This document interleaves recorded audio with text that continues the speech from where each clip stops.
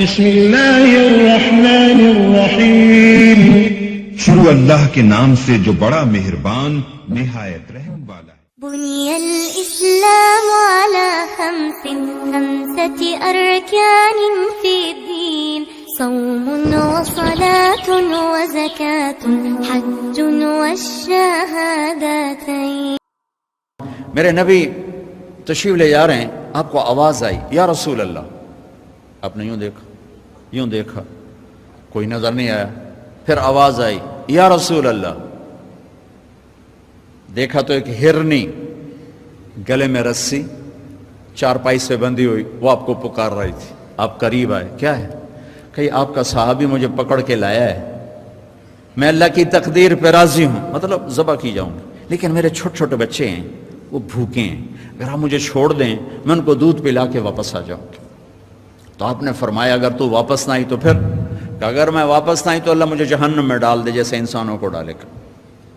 تو آپ نے اس کی رسی کھول دی اور وہیں بیٹھ گیا، اس نے دوڑ لگائی اور پہاڑوں میں غائب ہو گیا۔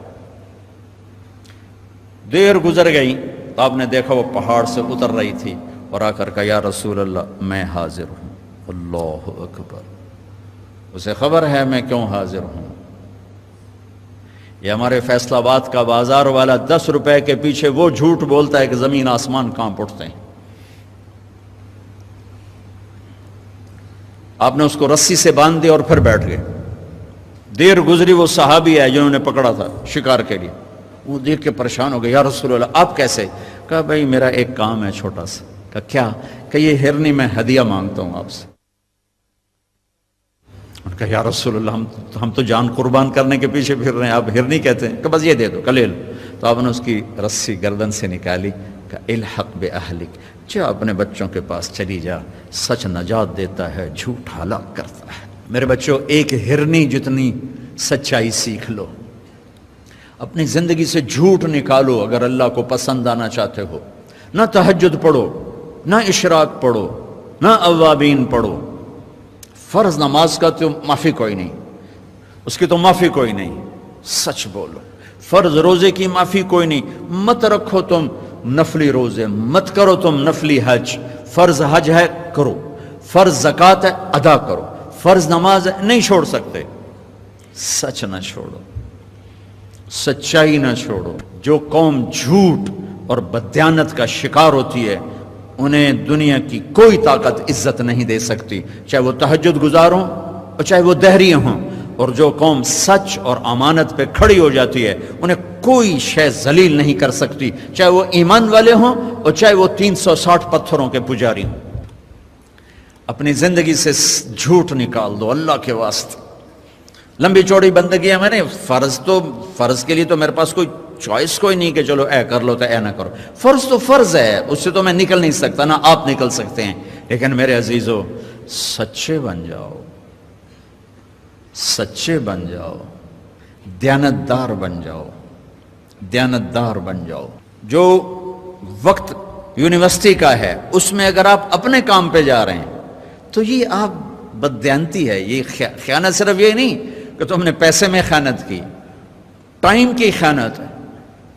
یونیورسٹی کے ٹائم میں پروفیسر صاحب اخبار پڑھ رہا ہے، یہ خیانت ہے اس وقت کے ساتھ جس کی گورنمنٹ اس کو تنخواہ دے رہی۔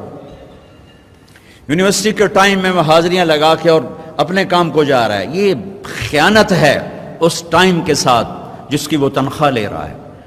اس کو سرکاری گاڑی ملی ہے، اس کے بچوں کو اسکول چھوڑنے جا رہی ہے، یہ خیانت ہے۔ بددیانتی اللہ کی نظروں سے گراتی ہے جیسے پتھر اوپر سے نیچے آ کر گرتا ہے، اور دیانت آدمی کو لے جاتی ہے 7 آسمان عرشوں تک پہنچا دیتی ہے دیانتداری۔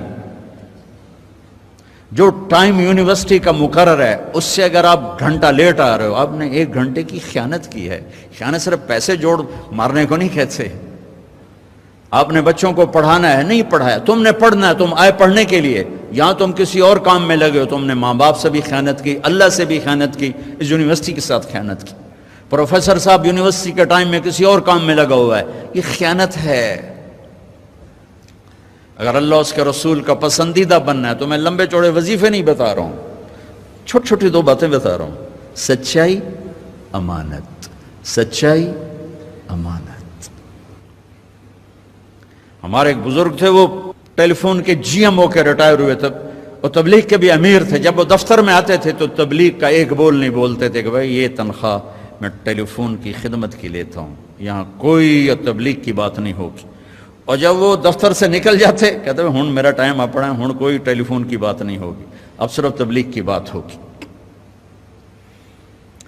میرے بچوں، بددیانتی نے ہمیں